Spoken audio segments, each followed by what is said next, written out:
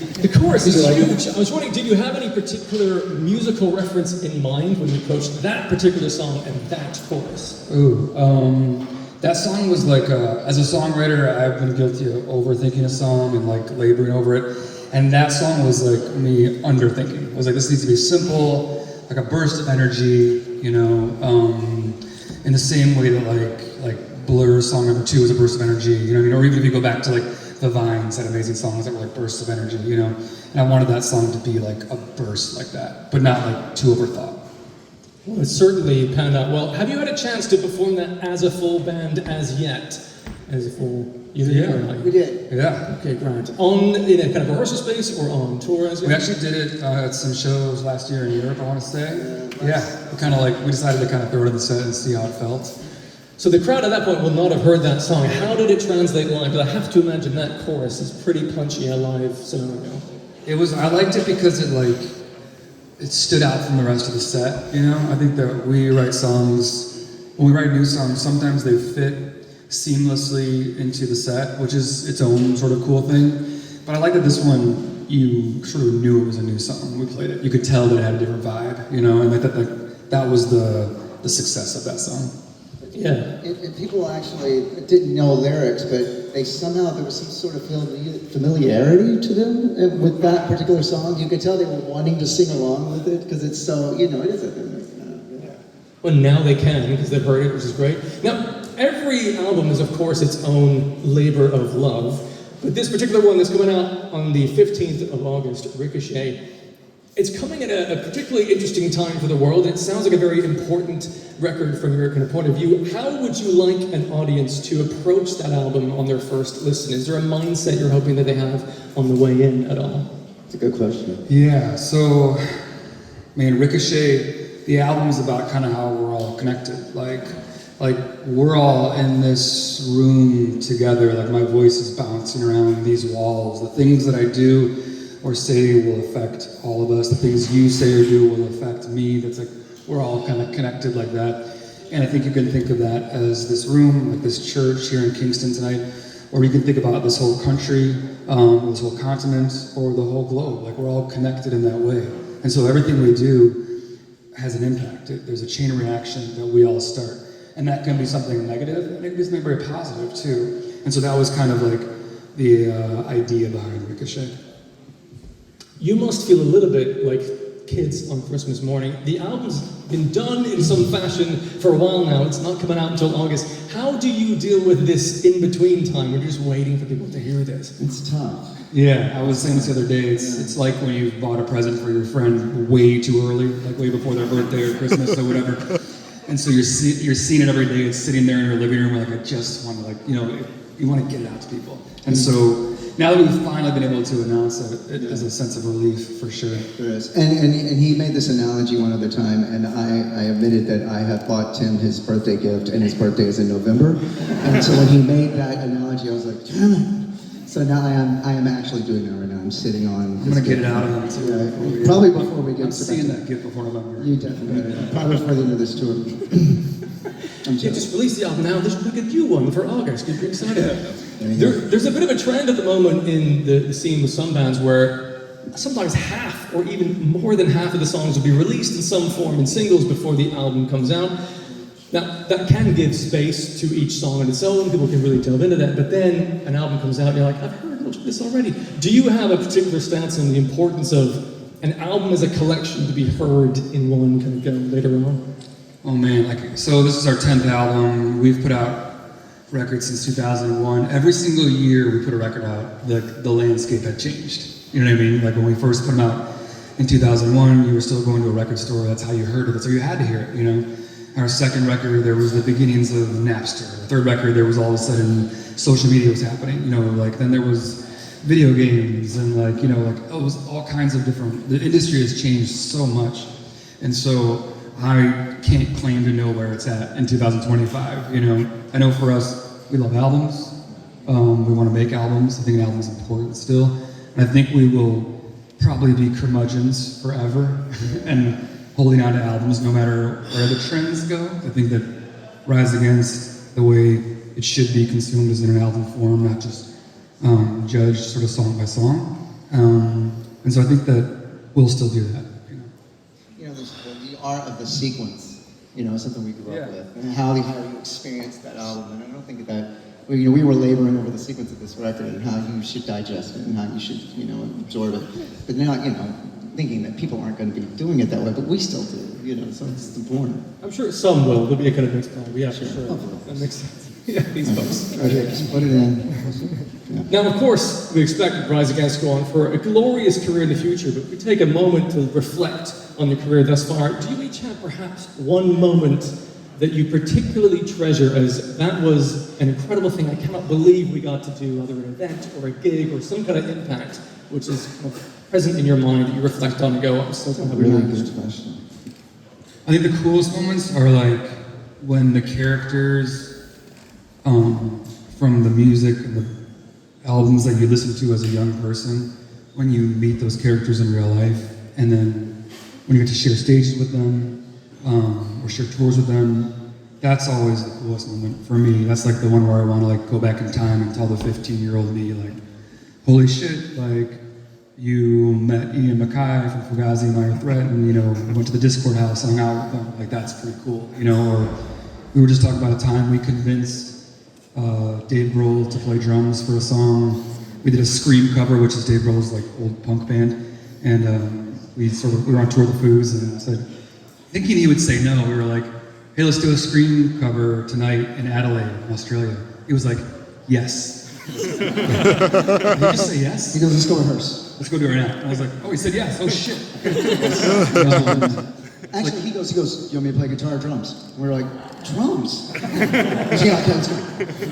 All right. We did it with like no like pomp and circumstance. I don't know if anybody even realized it was happening, but we were excited. So, making records with Bill Stevenson from Black Flag and the Descendants, like that's huge. Like going on to know those guys, getting signed by Fat Mike, early on in our career. Those were, I was listening to those records. I was in the front row of those shows, and so it's pretty cool to not only meet those people, but have them sort of give a nod of approval to like what we do, which is cool. My father was a radio DJ, a classic rock radio DJ, and that's what I grew up with. And so when I've gotten the good fortune to meet his guys, John Paul Jones from Led Zeppelin, he just happened to be at a festival. And I asked him if I could meet him, because those are the real guys, We met Brian May one time, people that my dad, we met Steve Miller at a festival, these guys that I just wanted to go because my dad would have been so proud of me, and just thinking that this has taken us there, As a kid from Texas, I never thought I was going to be able to do that. That's fabulous. Now, this is a really difficult question. On this upcoming album, I know they're all your beautiful children, but if you had to pick a favorite song personally on this album, what would you choose? We did a collaboration, which we don't do that much. We haven't done it much in our career. And we did it with the gentleman in Manchester Orchestra. This is a song called Black Crown. Andy, the singer's voice is amazing. And hearing his voice was his voice. I'm a huge fan of his voice. Just the song itself, I just never thought we'd do something like that. I'm really proud of that. And I think that's probably my favorite one on the record. Yourself? Yeah, Black Crown is awesome. Yeah. I can't wait for everyone to hear it. And then we were just talking about this yesterday, but Prize Fighter is a song that kind of like, every time we played it, kind of like, I hear it in a different way. And so it's been fun to check that one out. Now, we do have some questions submitted from your good selves. The first one here from Tom Collins. Where's Tom? Is he here tonight? Come on, no. What do you hope the band's legacy will be in the next 20 or 30 years? We're really going in the future now. That's a good question. 20 or 30 years. I hope that Rise Against was part of the solution. I hope that Rise Against was always fighting the good fight and always on the right side of history. Good answer. Good answer. No pressure. Me? Well, people like my guitar playing. That's important. Well, yes. After that, I agree with Tim. No, You did. Well, I think the same thing, and and I hope. 30 years is a long time, but I hope we're around for a good portion of that. I gotta cheer. We got that guy. I got that interviewer. So I hope for a good portion of that we're still here. By the way, our commentator, you are an amazing interviewer. You've done this off book. You haven't even read these questions. That's what. A round of applause. This guy, he interviewed us just a few months ago, and I commented about how good he was in the interview, and then the comments were, so you're fabulous at this. You're very kind. Thank you. All Absolutely. right. But these questions are from these good folks. The next one from Yakiv Zenovich. Who was your music idol when you were a kid, and who influenced you to pick up a guitar and start a band? Okay. Pete Townsend. Okay. I saw Quadrophenia with my aforementioned classic rock dad, and we watched Woodstock. I was 5 years old. And I probably shouldn't have been watching Woodstock when I was 5 years old, so a bunch of hippies doing questionable stuff and that. But, and they're talking about drugs and stuff. But seeing Pete Townsend, and he just looked like a superhero. He was wearing the white jumpsuit and he was smashing the guitar and stuff. And I was just like, there's no way I'm not going to do that. And I know I wanted to do it then. Yeah. I've never met him though. It was Ian Mckay from Minor Threat and Fugazi. Like, I think those bands, the music that he made and the way he made it, and the way the band kind of conducted themselves, it was what made me want to pick up a guitar. Or maybe want to pick up an SG. Yeah. Oh, wow. So, yeah. Thank you for that. And this next question from Matt Hurst. We're about to witness this shortly, but given how well your songs translate to a more acoustic sound, are there any plans for further ghost note synth? Oh, good record. Yes. Yeah. We gotta get to it, but yeah, absolutely. Wonderful stuff. A couple of questions to go here. So from Matt Hatfield, what are your thought processes when creating set lists for your gigs? P.S. They love that you switch them up night by night. Oh yeah, that's so hard to make set lists. I like to say that our band almost breaks up every single time we make a set list. One day it might happen. But I mean, we want to play the songs you all want to hear. We want to throw some curveballs sometimes in a song that we haven't played in a long time. We take it show by show. Like if it's a massive festival, that will inform our decisions. If it's a smaller club show, that'll inform our decisions. We spent last year. We had 3 different set lists that were not entirely unique, but like mostly unique, and we would just rotate those. Which it was really hard to do at first, And I'll be honest, I was one that was like, I don't want to do this. I want to play the same thing every night. But by the end of it, I loved it so much. I loved that it sort of brought some of our songs sort of out of the broom closet. You know what I mean? It was like, all right, let's hear these things again, and then you were hearing them in different ways, and so yeah, it's tricky, it's complicated, it's not easy. Because ultimately we want everyone to be happy, but we also want to do some things for ourselves, at least 1 or 2. We're like, why don't we just play that and see what everybody. And we have I don't know how many songs we have. It might be like 100, 120, and we play about between 15 and 20 every night. I mean, we're leaving a lot of songs out. You just have to. There's only so many parking spots in that parking lot, and you gotta cut something off. Yeah, and some of them we've never, we've recorded them and we'll even say something about, whatever song it might be. The song The Black Market or whatever it might be. Somebody yelled out Death Blossoms last night, which is a deep cut. You did. And that was one of those, was such a great idea, and we recorded it, we just never played it. We never even revisited it. So there's so much of that, and then sometimes just, for fun backstage, we'll just kind of remember a song, like, maybe we should play that. And of course we I will say, we listen to what you guys are hearing. We have a song called Under the Knife that was never pushed as a single, never had a video. It was maybe a deeper cut in our early record. But when we look at the way you guys listen to music, people were listening to the song a lot more than we knew. And so it was like, well, let's bring that one into the set. Let's play it. Yeah. Lovely. Sounds nice and organic. Yeah. Now, this last question here, before we get on to the music portion, is my favorite that anyone submitted. A witch appears and curses you. Here we go. to perform the same one song every day for 100 days.